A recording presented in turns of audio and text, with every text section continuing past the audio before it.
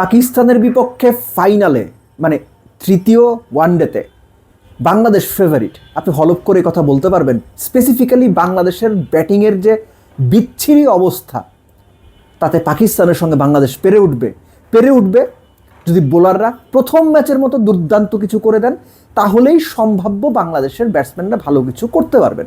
নইলে সবশেষ 3 সিরিজে 9 ওয়ানডেতে যে দল মোটে একবার 250 করতে পেরেছে, সেই দল ভাই পাকিস্তানের সঙ্গে 270-80 চেস করে জিতবে বা আগে ব্যাটিং করে 280 করবে, এটা বিশ্বাস করাটা না একটু কষ্ট হয়ে যায়। বাট আশা করি বাংলাদেশ করতে পারবে।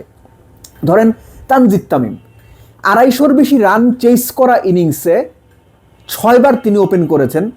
এই 6 ইনিংসে তানজিদ তামিম রান করেছেন 55, 17, 15, 12, 1, 1, 9, এই হচ্ছে অবস্থা। নাজমুল হোসেন শান্ত ম্যাচের আগের দিন অর্থাৎ শনিবার টিম প্র্যাকটিস বন্ধ ছিল, একা একা মোহাম্মদ আশরাফুল এবং মোহাম্মদ সালাউদ্দিন সহকারী কোচ, ব্যাটিং কোচ দুজনের সঙ্গে কাজ করেছেন। শান্ত নিজেও জানেন চ্যাম্পিয়ন্স ট্রফিতে গেল ফেব্রুয়ারিতে 2025-এর ফেব্রুয়ারিতে করা 50টার পরে গেল 11 ইনিংসে মোটে 167 রান করেছেন, কোনো 50 নাই। সাইফ 2-3 মাসের বেশি ফর্ম থাকে না। লিটন তো লিটন আসলে যেদিন খেলে দেবে, কিন্তু ভালো খেলতে খেলতে রাশ শট আউট হবে। মানে এরকম করে কার কি পারফরমেন্স, কে কি করেছে, কে কি করে যাচ্ছে নিয়মিত লাইন ধরে আপনি বলে দিতে পারবেন। কিন্তু যেটা হচ্ছে না সেটা হচ্ছে পারফরমেন্সের ধারাবাহিকতা আসছে না। সো বাংলাদেশের টিমকে ব্যাটিং ইউনিট ওয়াইজ পাকিস্তানের এগেনস্টে তৃতীয় ওয়ানডেতে পারফর্ম করতে হবে ভাই, এটার কোনো ব্যতিক্রম নাই।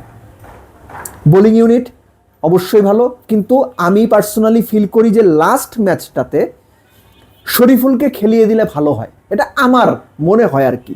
শরীফুলকে খেলিয়ে দিলে ভালো হয় হচ্ছে এই জন্য যে শরীফুল রিদম বেসড বোলার, তিনি যেদিন ঠিকঠাক মতো বল করবেন ওই নাহিদ রানার মতো অপোনেন্টকে গুড়িয়ে দেবেন। আমরা নাহিদ রানাকে দেখেছি প্রথম ম্যাচে 5 উইকেট নিয়ে পাকিস্তানকে গুড়িয়ে দিয়েছেন, দ্বিতীয় ম্যাচে এসে এলোমেলো বল করেছেন।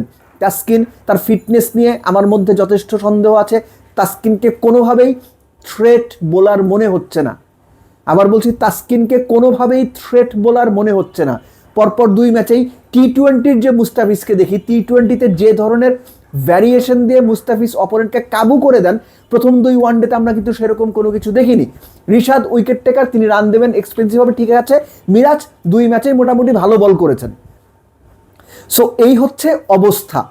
তো আমার মনে হয় পাকিস্তানের বিপক্ষে তৃতীয় ওয়ানডেতে বাংলাদেশের চ্যালেঞ্জ প্রথম 2 ম্যাচের তুলনায় আরও বেশি, কেননা এখন পুরোপুরি চাপটা বাংলাদেশের উপরে। প্রথম ম্যাচ কনভিনসিংলি জেতার পরে সিরিজ জেতার চাপ তৈরি হয়েছে, এবং দ্বিতীয় ম্যাচটা খুব বাজে পারফরমেন্স করে ব্যাটিং ওয়াইজ হারার পরে এখন সিরিজ হারের যে শঙ্কা, সেটা বাংলাদেশের উপর চেপে বসেছে। সো বাংলাদেশকে খুব সতর্ক হয়ে, খুব বুঝে শুনে, নিজেদের প্ল্যানে ভরসা রেখে, এবং ভাই ব্যাটসম্যানরা রান করার মাইন্ড সেট আপ নিয়ে আপনাদের মাঠে নামতে হবে। নইলে তৃতীয় ম্যাচেও বাংলাদেশের জন্য সমূহ বিপদ অপেক্ষা করছে।